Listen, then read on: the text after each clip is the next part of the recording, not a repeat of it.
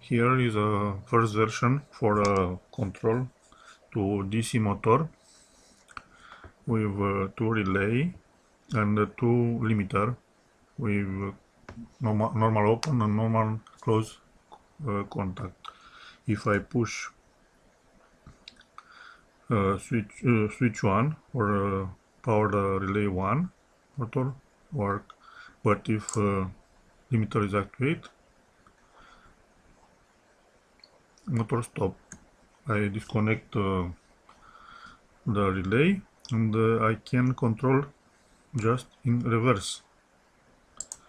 Here limiter is deactivated and attend limiter, second limiter is activated and circuit is stopped.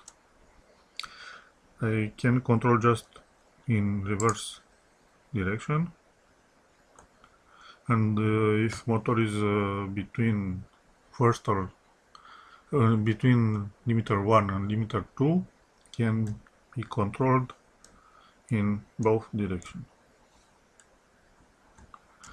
until limiter is activated.